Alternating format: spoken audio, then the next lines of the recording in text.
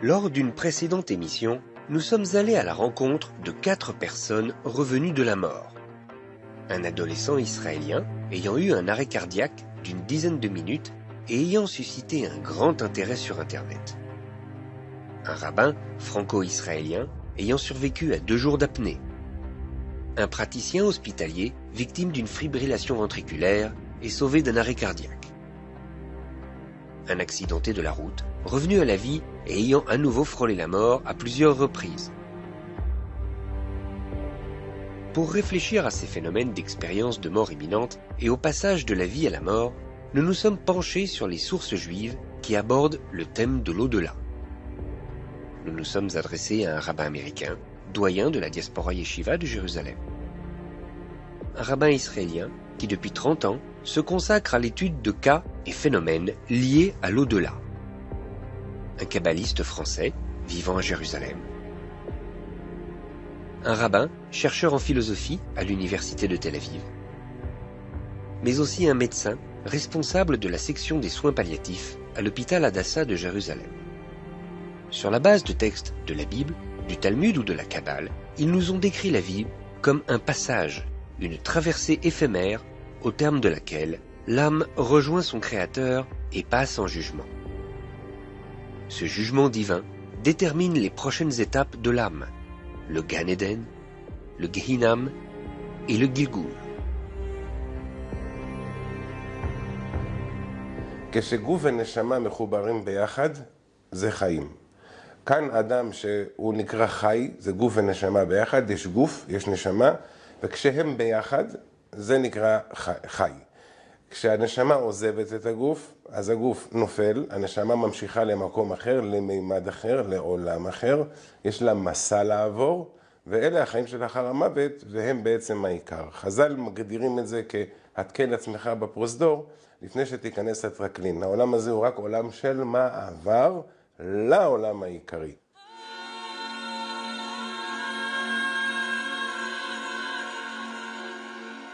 עכשיו בעולם הזה שהייתי, זה המקום שנקרא גן עדן תחתון, הביאו אותי לשם, ואז פתאום כאילו מראים לי כזה שער, פתחו לי את השער הזה, שתי האנשים האלה, וראיתי אנשים לומדים תורה, וראיתי את האור הזה, וואו, זה משהו פשוט ענק, ענק, יפה, יפה, האור הזה שראית בהתחלה, זה עוד כלום לעומת האור הזה, כלום. ואתה רואה את האור ואתה פשוט רוצה להישאר שם לתמיד, תמיד. אין לך דברים כמו פה, חומרים וכל מיני דברים כאלה, זה הכל רוחני. וזה משהו טוב, משהו יפה, משהו הרגשה, הכל הרגשה, זה הרגשה טובה. ואתה מבין שזה רק כניסה לגן עדן. והרגשתי שזה גם רק הכניסה, כן. היה גם את הבפנים וגם היה דרגות יותר גבוהות. כאילו זה הדרגה הכי נמוכה, זה נקרא גן עדן תחתון. הוויכוח הוא בין הראשונים, האם גן עדן וגיהינום זה איזשהו אזור גשמי, באיזשהו מקום בעולם הזה, שבו יחיו הצדיקים לעתיד לבוא, או שיש לזה רק משמעות רוחנית. כשאנחנו אומרים שהצדיקים יושבים בגן עדן, ועטרותיהם בראשם, זאת אומרת, יש להם כתר על הראש, והם יושבים ונהנים מזיו השכינה. השאלה היא, האם זה קורה באיזשהו מקום פה, בעולם הזה, או שיש לזה בעיקר משמעות רוחנית. אני אוהב יותר את ההסבר של הרמב"ם, שיש לזה משמעות רוחנית בלבד. הרמב"ם מסביר שהמקום הטוב הזה והתענוג של גן עדן זה נהנים מזיו השכינה, זאת אומרת, יש הכרה הרבה יותר גבוהה של הקדוש ברוך הוא. זאת אומרת, אם בעולם הזה אנחנו מוגבלים ביכולת שלנו לקלוט, לתפוס את הקדוש ברוך הוא, בעולם הבא אנחנו מבינים הרבה יותר. כל אחד, לפי מה שהוא עשה בעולם הזה, מגיע להישגים גבוהים יותר. אצל הרמב"ם יש לנו תחושה שמדובר בעיקר בהישגים אינטלקטואליים. אפשר להתווכח אפילו אם זה בדיוק מה שהרמב"ם חשב, אם ההישג הוא רק אינטלקטואלי, רק של הבנה, אם זה הישג פילוסופי, או שההישג הוא בלב, בתחושות, ברגשות הרוחניים. אבל שוב, זה ויכוח אחר. אבל בכל מקרה, ההבנה של מהו עולם הבא ומהו גן עדן, הכל יכול להיכנס לתוך מובן רוחני, או אינטלקטואלי, או ספיריטואלי, ויכול להיות גם, זאת אומרת, יש אנשים שנותנים לזה משמעות גשמית. Mais remarquons tout de suite que dans les écrits de Maïmonide, on ne parle pas de Gan Eden, on parle de Gan Ve'eden. Très très intéressant. Il parle d'un jardin et d'une jouissance dans ce jardin. Les deux.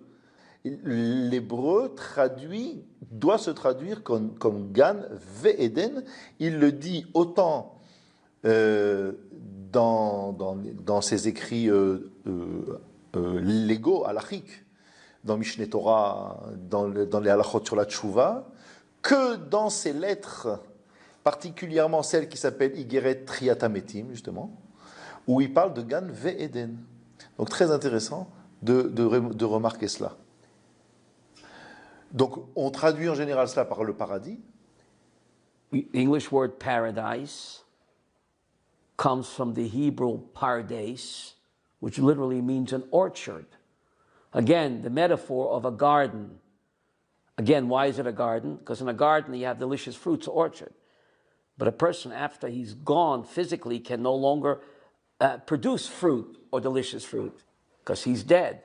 You need a body for that. But again, the relatives who do mitzvot in his honor and his memory, so his garden continues to grow. So the fruit, the pardes, English word paradise, continues to accumulate, I think it's called in English, to the deceased soul.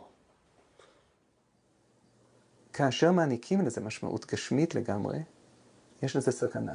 משום שככל שזה גשמי יותר, זה ממשי יותר עבור אנשים מסוימים, והסכנה של מרטיריות עולה ככל שאנשים מבינים שאחרי המוות, חשבון הבנק שלהם יהיה שמן יותר, והם יוכלו לנסוע ללאס וגאס. כן, זה עלוב מאוד אם דת מסוימת דוגלת בגמול ובתקווה של חיים מסוג כזה. Alors naturellement, ça dépend, comme je l'ai dit au départ, il y a 3 catégories. Il y a ceux qui vont directement monter à leur place au Gan Eden, ou en passant même, disons, par une sorte de lieu qui va finir de faire briller leur âme, on pourrait dire entre guillemets.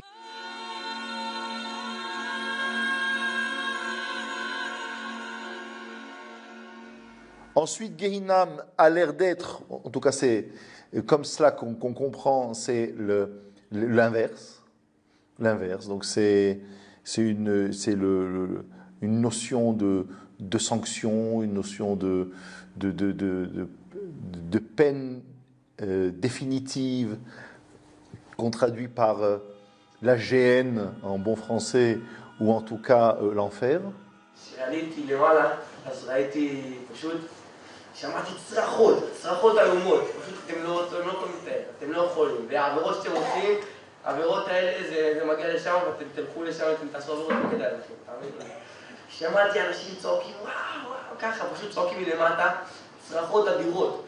ומה שאתה כאילו חושב, מה שהרגשתי באותו רגע זה, בגיהנום יש כמה מקומות, כאילו, זה מה שאני הבנתי שיש כמה מקומות, הבנתי גם מה מרגישים בכל מקום, כל מקום ומקום, הרגשה יותר ויותר גרועה. עכשיו אתה מרגיש מה הרגשה של כל מקום ומקום, וזה משהו מפחיד. כי כל מקום שם זה מקום, משהו מפחיד מאוד. ואתה מרגיש את המקום הזה, אתה יודע איך מרגישים שם. אתה יודע סורים למקומות האלה? כן, אני זוכר חלק. אתה זוכר משם? אני זוכר משם, כן, איך קראו לו. אתה יכול להגיד משמות? אני זוכר מקום אחד שנקרא צלמוות. זה המקום לא טוב בכלל. אני זוכר מקום אחד שהיה נקרא בור, פשוט ראיתי כיתות כאלה, והכיתות פשוט יצא פשוט אש. לא יודע איך זה משהו מפחיד, וואי, אני לא יודע להסביר את זה במילים פה, באמת שאני לא יודע. מפחיד. מפחיד מאוד, כן. וכל השמות האלה, אתה יודע מזה שהיית שם? אני יודע מזה שהייתי שם. ואתה יודע את זה לבד? ואני יודע לבד, ואני גם ידעתי איזה אנשים יש שם, ואני ידעתי גם כמה זמן הם שם, ואני ידעתי מה הרגשה של המקומות האלה. ידעתי איך זה מרגיש להיות שם. ידעתי את ההרגשה, זה לא נעים בכלל. Ce lieu qu'on appellerait des bains de feu sont appelés Gehinam. En fait, c'est un terme qui est né à la suite d'une histoire à Jérusalem, à l'époque des idolâtres qui avaient à leur tête un homme qui s'appelait Hinnom et qui avait une région près de la vieille ville de Jérusalem que nous connaissons aujourd'hui. Et le mot gué en hébreu, c'est le jardin. Et dans cet endroit-là, qui appartenait le gué chez le Hinnom, le gué de Hinnom, dans le champ de Hinnom, il y avait des statues dont on mettait du feu au-dessous. Et cette idolâtrie consistait à ce que des gens emmènent leurs enfants en offrande. Et il y avait des musiciens qui faisaient beaucoup de musique pour pas qu'on entende les hurlements de l'enfant. Et on prenait l'enfant et on le posait sur les bras de la statue. C'était une idolâtrie terrible dont le chef de cette idolâtrie s'appelait Hinnom. Alors quand ensuite les sages ont voulu expliquer aux gens, dans un terme simple, que l'âme va subir des bains de feu, il leur disait, vous faites attention, une âme qui risque d'être punie, risque de passer comme dans le gué chez le Hinnom. Et ça, c'est devenu le mot Gehinnom. Gehenna is not hell. That's a Christian concept. Judaism teaches something incredible. God creates this world. Who creates the afterlife? We do. The world is a stage. Before Shakespeare said it, King David said it in Psalm Olam Chesed Yibane. God built the world as a stage that people should do loving kindness for themselves. They're not doing God a favor. They're doing themselves a favor. Because after we die, what's waiting for us on the other side? We decide. The way we behave in this world, that's what's waiting for us on the other side.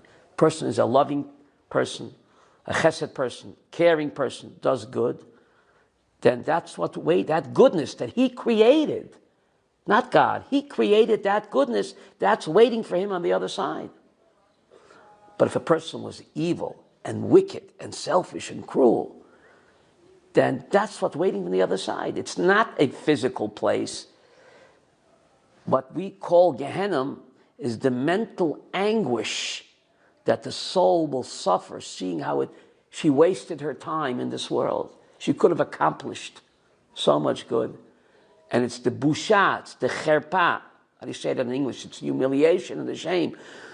When the soul comes face to face with the ultimate reality, with God himself, the ultimate truth. And the terrible shame that the neshama suffers. God doesn't make it suffer. We cause our own Gan Eden and Gehenna. The way we behave, we have to live with that for eternity. That's the worst, in quotations, hell. The conscience of the person, which is his soul, is haunted. And that's torture. We know mental anguish is worse than physical pain. But God didn't do that. That person did it to himself. לא עונש. אף פעם לא עונש. אני מסביר את זה כמו שמדברים לבן אדם מבוגר ומבין. לילדים מסבירים שזה עונש. זה לא עונש. זה תיקון.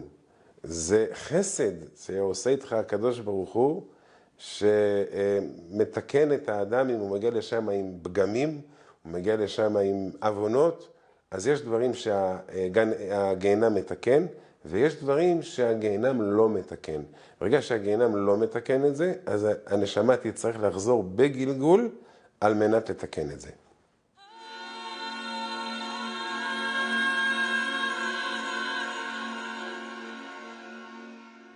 En fait, il s'agit de la chance que donne un Dieu à des gens qui ont fait un mauvais parcours dans leur vie et qui pourraient être complètement anéantis, et leur donne une chance de se rattraper.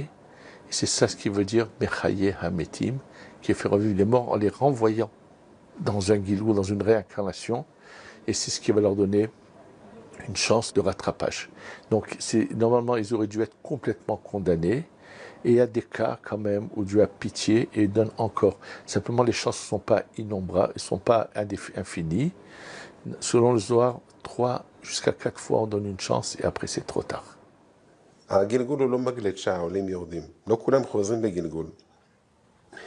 יש כאלה שנשארים שם אחרי שהם עוברים גיהנם, יש כאלה שנכנסים ישר לגן עדן, כי אין מה לתקן, ויש כאלה שכן חוזרים בגלגול. דרך אגב, היום כולנו מגולגלים פעם שנייה, אולי אפילו פעם שלישית. יש גם גלגולים בצומח, יש גלגולים בדומם, יש גלגולים בבעלי חיים, ויש גלגולים בבני אדם. האדם יכול להתגלגל עד 3 פעמים. אחרי 3 פעמים, אם הוא תיקן, תיקן. אם הוא לא תיקן, הוא לא תיקן. אני יכול לתת דוגמה של מביא הרמה מפנו, רבי מנחם עזר מפנו, הוא כתב ספר שנקרא גלגול נשמות. מי התגלגל במי ולמה? What business is God in? The recycling business. Or we would say the soul repair business. There's actually a verse in Job 33 where the verse says clearly that God will bring a person back 3 times to accomplish his mission. And everyone has a mission. Just like everyone has fingerprints that are unique, everyone has a mission that's unique. If he doesn't accomplish his mission and he's suffering mental anguish, God will have Rahmanis, mercy on the soul, and recycle him. Job 33 says 3 times to accomplish his mission. Alors, quand on dit qu'une âme revient et se réincarne, c'est pas exact. Ce n'est jamais la même personne qui revient. C'est qu'une étincelle de cette source d'âme qui va revenir dans un autre corps et qui va pouvoir aider ceux qui n'ont pas réussi dans leur vie antérieure. Mais c'est jamais une même personne qui revient. Et c'est ce qui va nous expliquer un nombre inimaginable de témoignages dans toutes les populations de la Terre, de gens qui connaissent des lieux dans lesquels ils n'ont jamais mis les pieds, qui se rappellent qui peuvent raconter une vie antérieure et ainsi de suite, parce que c'est très proche mais c'est jamais la même personne. On vient dans ce monde pour corriger parfois une chose. Les taken corrigeait parfois un élément du neshama qui n'a pas pu trouver cette réparation-là dans le corps où elle était. Et parfois, ça prend beaucoup de temps pour qu'on arrive à corriger cette chose-là. C'est pourquoi on n'a pas le choix de faire toutes les mitzvot pour arriver à toucher le point pour lequel on est venu. Alors chacun doit penser qu'il est peut-être dans le corps qui est la dernière chance, réfléchir de les façons, faire le bon choix. C'est pas par rapport à cela, c'est pour comprendre le but de son existence. Et celui qui l'a compris et qui va dans le bon chemin, réalise sa vie et arrive au bonheur, à l'harmonie réelle.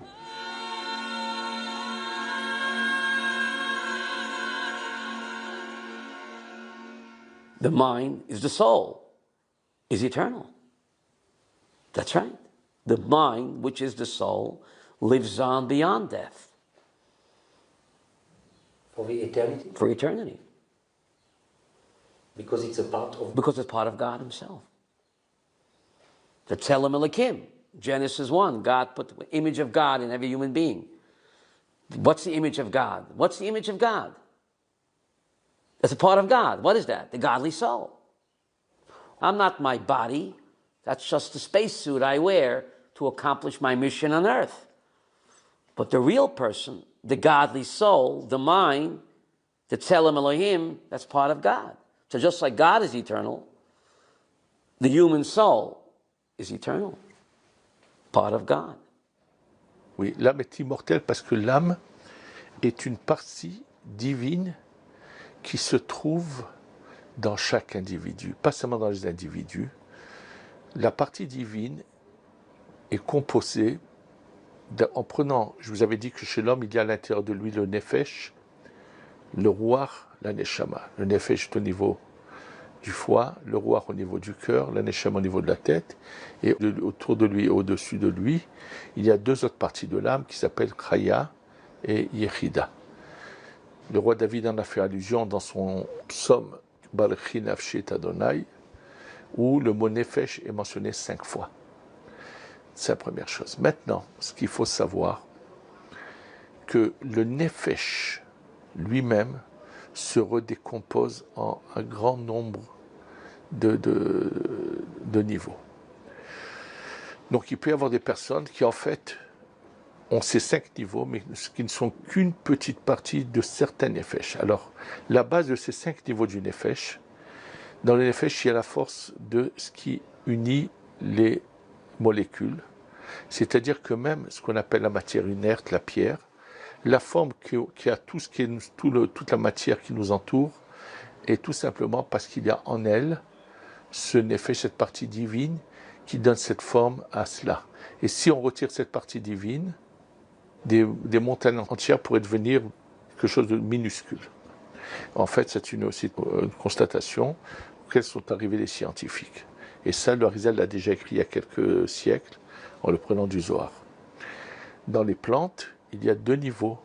Il y a ce qu'on appelle le nefesh hamarkevet, ce qui unit les parcelles, les molécules. Et il y a une deuxième partie d'âme qui fait pousser. Chez l'animal, il y a 3 niveaux. Nefesh hamarkevet, qui a la matière inerte, nefesh hatzomachat, qui a la plante, et nefesh achai, qui a l'animal. Au-dessus de cela, il y a le 4e niveau, qui est nefesh hamedaber. C'est-à-dire que ceux qui ont la force de la parole, et ça, c'est l'ensemble de tous les êtres humains sur la terre ont cela. Donc, ces 4 niveaux de nefesh ont cela. Donc, cette partie-là existera toujours. C'est la partie divine qui est en chacun, qui donne la vie. Et cette partie de vie ne disparaît jamais. Elle peut quitter un arbre, un animal, une pierre, un homme, mais elle est toujours présente et existante.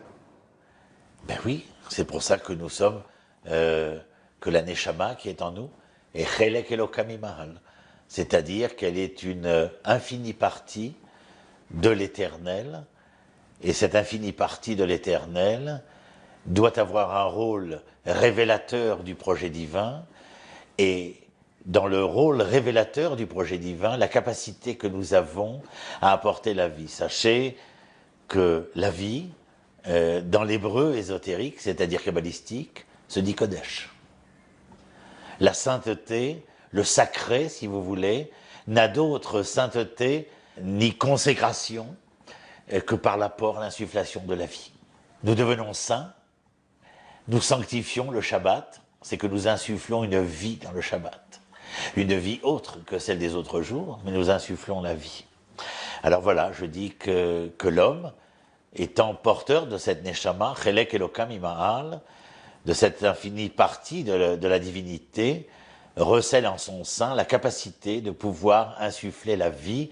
Il est bien dommage d'ailleurs que les individus, se consacrant au seul avoir, au seul avenir, comme je disais précédemment, en oublient le sens obvi du devenir et de l'être, et donc insufflent beaucoup moins de vie, mais se contentent du plaisir momentané, alors que dans l'insufflation de la vie, il y a le plaisir de tout le temps et pas seulement d'un temps. כל אחד חי את החיים שלו כמו שהם מתאימים לו מבחינת האישיות. אבל החשיבות היא שהאדם מחפש באיזה מקום הוא יכול לתרום באופן המיוחד שלו. כן, כמו שהקדוש ברוך הוא ברא את העולם, ככה אנחנו בוראים עולמות. ועולם הקטן שלנו. זה משום שיש לנו נשמה. משום שיש לנו נשמה שהיא לא רק נצחית, היא גם יוצרת. יש בה משהו דינמי שהאדם יוצר כמו שאומן יוצר.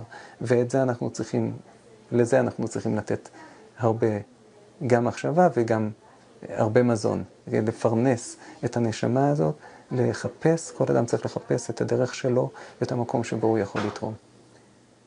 La créature disparaît, mais la création se poursuit. Comme dit le Maral de Prague dans l'un de ses ouvrages, si le menuisier a fait cette table, le menuisier mourra, mais la table sera. Élie, le prêtre, a échoué. Naron, Shmuel, tout grand juge qu'il fut, a aussi échoué par les enfants qui furent les siens. Mais est-ce que l'éternité d'Israël s'est démentie au travers des échecs et des épreuves vécues par Israël? Non. Nous sommes encore et toujours là, parce que par-delà le menuisier, la table est toujours aussi présente pour nous dire de continuer à écrire l'histoire.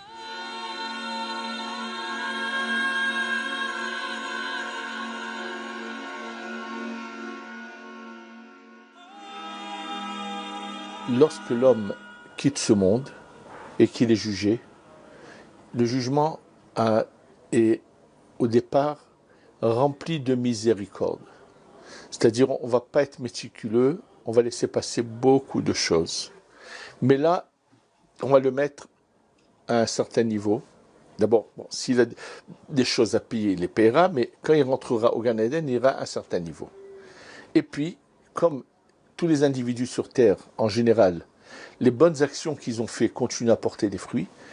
Par exemple, il a laissé des enfants qui vont continuer à appliquer les paroles de la Torah, ils vont en avoir une part, et donc on va les faire monter. À chaque fois qu'on fait monter le défunt, on va le rejuger sur des points sur lesquels on avait été coulant, maintenant on va être plus strict. C'est-à-dire la justice va aller en devenant de plus en plus une justice sans cadeau. So, Pi Kabbalah, every time the anniversary of a person's death, the soul is judged again. On the earth side, the soul is judged again. Even though a neshama can no longer do mitzvot or averot, but he left descendants, he left talmidim. So every yahrzeit, God takes out his stick and says, let's see what your children are up to. Let's see what your talmidim are up to. What kind of influence were you? Positive or, God forbid, negative? Parce que chaque année, à cette date-là, il est jugé. Pour lui rajouter des mérites, ou que Dieu préserve celui qui aurait laissé des mauvaises conséquences dans ce monde, ce sera l'inverse, que Dieu préserve. Mais chaque année, c'est le jour de la date du décès que la personne est de nouveau jugée et qu'elle a besoin de mérites supplémentaires. Et c'est pour ça qu'on fait des brachot aux 7 jours, aux 30 jours, parce que à chaque fois qu'il va y avoir un jugement, ces bénédictions qui sont récitées sur des fruits, des gâteaux, de la boisson, vont aider l'âme à continuer à s'élever. Even though according to the din, you only have to say Kaddish for parents up to 12 months, but the Kav HaChaim says, the Pi Kabbalah, a person should continue to say Kaddish for his parents as long as the children are alive. Because even though the year is up, every time you say Kaddish for the departed parent, it's like a soul food. It's giving the parents a credit. It's giving the parent a boost in Olam Haba. So people feel bad that they didn't honor their parents when they were alive, right? יתגדל ויתקדש שמי רבה ועלמה דיברה כרעותי וימיך מלכותך ויצמח פורקנה ויקרב משיחך וחייכון וביומכון חי לכל בית ישראל בעגלה ובזמן קריב ואמרו אמן.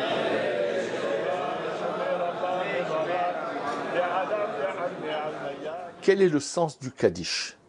Alors, dans le Pshat, le Kaddish aurait juste l'intention de sauver les gens de la souffrance de ce qu'on appelle le Guéhinam, l'enfer. La halakha qui pensait que le Kaddish est uniquement pour sortir quelqu'un de l'enfer, donc on ne doit pas supposer que quelqu'un ait passé plus qu'un an, c'est par rapport à... Mais selon la Kabbalah, où le Kaddish aide constamment l'élévation de l'âme, il n'y a pas de limite. Donc l'obligation est 1 an, et au-delà de cette année, celui qui veut continuer, c'est très bien. Mais personne ne pourra égaler les enfants dans le Kaddish. C'est-à-dire que même un petit-fils qui voudra pour son grand-père n'aura aucun problème à cela, à honorer la mémoire de ses aïeux. Et les descendants peuvent faire que du bien à tous leurs aïeux, mais en direct c'est les parents, et après c'est moins direct. הסיבה שגם מתפללים וגם פועלים בעולם הזה, היא מובנת בעיקר עבור המתים, אבל במשמעות קצת שונה ממה שחושבים. יש איזה משהו מאוד אנתרופוצנטרי, כאילו הכל תלוי בנו כבני אדם, ומה שאני עושה זה מה שיציל את אבא שלי. הראשונים מסבירים שאנחנו מתפללים, אומרים קדיש, עושים מצוות עבור המתים, זה בעיקר מדובר עבור צאצאים, עבור ילדים. מדוע? אם אבא שלי חינך אותי כמו שצריך, אז אני היום עושה מצוות. ולכן הוא, יש לו נחת בעולם הבא, זאת אומרת, הפעולות שהוא עשה כאבא טוב ממשיכות הלאה בעולם הזה. זאת המשמעות של לומר קדיש. אנחנו מקדשים את השם, אנחנו מעריכים את הקדוש ברוך הוא, וזה מקרין על ההורים שלנו ועל הסבים והסבתות. זה לא פעולה תיאורית שאנחנו עושים פה וזה מתקן שם, אלא זה מראה שהחינוך של ההורים היה חינוך טוב. Dans la Kabbalah, c'est inexact. La Kabbalah, c'est le Kaddish fait monter. Alors, si la personne, elle est dans le Guinam, elle l'a fait monter, mais c'est le Gan Eden, elle l'aide aussi à monter. C'est-à-dire que donc le défunt, quoi qu'il en soit, quelle que soit sa situation, il a toujours besoin que les vivants agissent pour lui. הגמרא בתענית אומרת שבזמן תעניות הולכים להשתטח על הקברות, ויש שני פירושים. פירוש אחד כדי לבקש שבזכותם הקדוש ברוך הוא ירחם עלינו, ופירוש שני כדי שנזכור את יום המיטה. בכלל לא לבקר את המתים, אלא כדי שאנחנו נזכור את יום המיטה, אבל תמיד מזכירים הפוסקים, צריך להיזהר, לא להתפלל אל המתים. אנחנו מתפללים לקדוש ברוך הוא. בזכות המתים אנחנו מבקשים שקדוש ברוך הוא יעלה את נשמותיהם, אבל אנחנו לא מתפללים אל המתים. צריך תמיד להיזהר, כמו שאמרת, מעבר מזיכרון המת לבין עבודה זרה. זה באמת מסוכן. זה המעבר ממנהג שעוסק בזיכרון למנהג שעוסק בעבודה אל משהו שהוא לא הקדוש ברוך הוא יכול להיות מאוד מאוד מהיר. זה לא משנה אם מדובר בצדיק, צדיק עצום, כן, בתורה אנחנו רואים שמשה רבנו, מקום קבורתו לא נודע. אנחנו לא יודעים איפה משה רבנו קבור, כדי שלא יעבדו את משה רבנו. כמה שאדם צדיק יותר, אז הוא הופך להיות בעצמו מדיום של עבודה, וזה מאוד מסוכן. De la même manière, il ne peut pas y avoir de culte de la mort. Le Rambam ne voit aucune obligation d'aller au cimetière, ni au jour dit, ni dans le temps où le vivant se recueille sur la mémoire de celui qui fut. Mais il faut comprendre que, comme je le dis à mes élèves, il faudrait peut-être plus se lamenter le jour de la naissance que le jour de la mort où il faudrait rire. Parce que le jour de la naissance, nous ne savons pas ce qui sera, alors qu'au jour de la mort, après avoir bien vécu, il faut rire et se réjouir de ce que le défunt a eu la possibilité de pouvoir vivre pleinement et entièrement. Donc vous voyez, là il y a une approche de la vie et de la mort qui n'est pas un culte, mais qui est une reconnaissance, par connaissance probante, de ce que doit représenter la vie et de ce que représente la mort. Elle est une douleur au singulier, mais elle est une joie au pluriel de l'existence.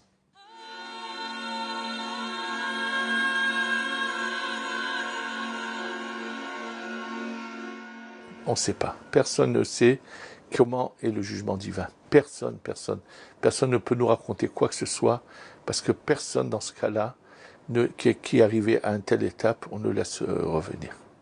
אמרו לי גם אחרי זה שאם אתה למעלה יותר משלוש שעות, אני לא יכול לחזור למטה. ואני הרגשתי שהייתי למעלה שנים, אבל אמרו לי שאני אפילו לא כמה דקות הייתי שם. ובעצם נכון, אחרי שחזרתי למטה, זה היה רק רבע שעה בדבר הזה. ואמרו לי שם למעלה שאחרי 3 שעות אתה כבר לא יכול לחזור למטה. Je crois que tout un chacun sait qu'il est dans ce monde de passage. Mais étant donné que tous les jours, quelqu'un qui vit 70 ans, 80 ans, 120 ans, pendant 120 ans, il sait tous les jours. Donc quand on sait quelque chose tous les jours, on finit par l'oublier. Mais quand il s'est passé un événement comme celui qui m'est arrivé, mais qui arrive à d'autres gens également, alors on ne peut plus l'oublier. Tous les matins, tous les gens disent Modéani. Tous les matins, tous les gens disent dans le Retsé, Modi Manachnoulach. On remercie Dieu. Mais c'est presque le quotidien. Quand le soir je dors et je sais que je rends mon âme à Dieu, j'ai toujours pris la précaution, quelques instants avant, de prendre un rendez-vous pour le lendemain matin. Je crois que c'est ce qu'on a fait, toi et moi. On a pris un rendez-vous parce qu'on sait que la vie continue. Mais c'est plus la même chose quand on a eu un événement pareil. C'est plus la même chose du tout, du tout, du tout. C'est fini, c'est pas la même chose. Hein. C'est-à-dire, quand on sait qu'il est arrivé quelque chose de très grand, très profond, on le pense différemment. Il y a une forme de sérieux qui s'installe dans la Neshama et on ne réagit plus de la même manière. Ce n'est pas du tout la même chose. Parce qu'il nous est arrivé un événement fort, tout simplement.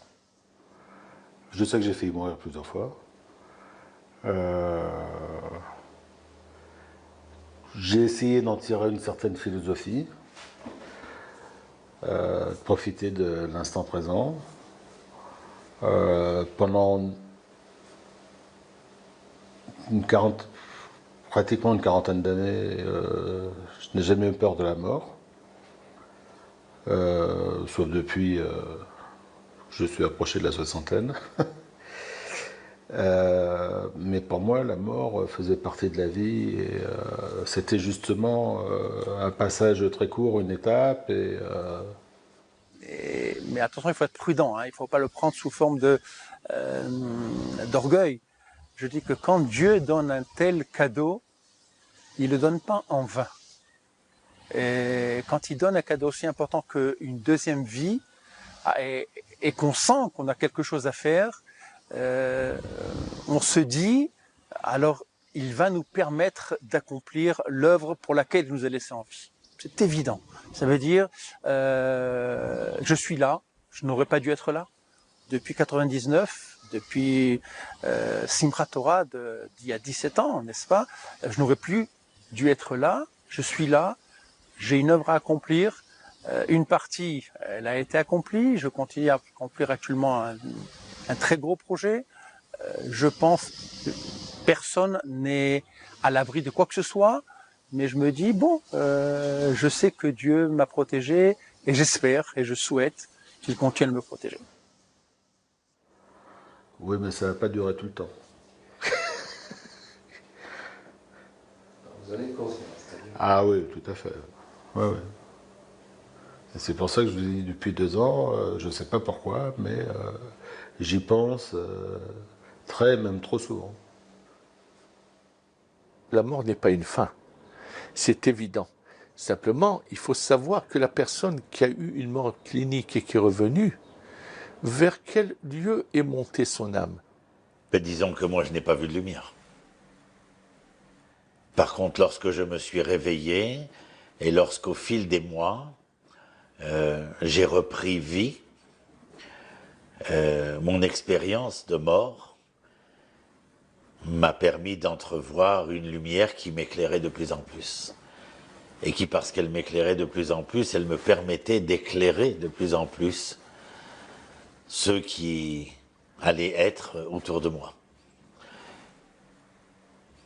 Je ne sais pas si véritablement il n'y a pas dans cela une explication, je veux dire, par rapport à ceux qui veulent exprimer la volonté de toujours voir, entrevoir une lumière transcendantale. Il m'est difficile de me projeter dans un monde tiers, comme si ce monde voulu, créé par l'Éternel, n'était pas capable de vouloir nous faire entendre qu'il recelait en son sein la lumière du devenir. Et je crois que vouloir nous projeter dans une lumière transcendante, c'est vouloir, d'une certaine manière, nous dédouaner de l'incapacité que nous avons à révéler la lumière de l'ici et du présent. But this always existed. Now it's being publicized. The question is, why now? Well, the Zohar already predicted 2,000 years ago that right before the Mashiach comes, there'll be an information explosion. A coincidence that all of these high-tech World Wide Web and Internet, why now, not 100 years ago? So the Zohar HaKodesh 2,000 years ago predicted that right before Mashiach comes, God is putting all the pieces of the puzzle in place with this information explosion. and all these scientific wonders to get the world ready for the Messianic age. Mashiach is going to teach and educate all of mankind. How will he do it? World Wide Web. הקדוש ברוך הוא אבא שלנו, והוא כמובן רוצה שכולם יגיעו לעיקר ולתכלית. אז הוא נותן היום יותר סימנים, כי פעם באמת שאלו, מי חזר משם? יש מישהו שחזר משם ויכול להעיד שבאמת יש שכר ויש עונש? אתה יודע מה, אני מוכן להניח תפילין, אני מוכן לשמור מצוות, אבל מאיפה אני יודע שאני לא מבזבז את הזמן, שאני משקיע על כלום? אז אני לא הולך תפילין, אז מה? אז אני אותו בן אדם, אז מה? אז מה עשה הקדוש ברוך הוא? אתם רוצים לראות מי שחזר משם? אז בבקשה. אבל היום שאתם רוצים לדעת, שהולך לסגור את העולם, אז אני אתן לכם עוד את ההזדמנות שלא תפסידו, ושלא תגידו, לא אמרו לי או לא ידעתי. אני אביא לכם את זה עכשיו בכמויות, שכל העולם ידע. אז פעם שמענו, אמרנו על זה, 4 דקות מת, 10 דקות מת וחזר לחיים. היום אנשים מתים שעות, עושים שישי שבת וחוזרים, סוף שבוע, וחוזרים בחזרה, ומספרים את זה מול מצלמות, ומול עיתונאים, ובתקשורת, באינטרנט. כן, יש דבר כזה, החיים של לאחר המוות. היינו שם, חזרנו, וזה נכון. הרוב חוזרים בתשובה. יש כאלה שלא, אבל לבחירה שלהם. תמיד זה בבחירה. À notre époque, on peut rencontrer énormément de gens qui ont eu des morts cliniques qui sont revenus. Mais où sont-ils allés pendant ce moment-là? Ils sont peut-être allés juste à l'étage au-dessus, c'est-à-dire dans le monde de la Asiya. Il y a 4 niveaux différents. Le niveau le plus bas s'appelle le monde de la Asiya dans lequel nous vivons, et qui est un monde en fait de mensonges, qui est un mélange total de vrai et de faux, mais c'est en grande partie faux. Et donc, celui dont l'âme ne va pas plus haut que le monde de la Asiya, il ne pourra voir que des films qui sont mensongers et sur lesquels il ne faut surtout pas s'appuyer, c'est faux.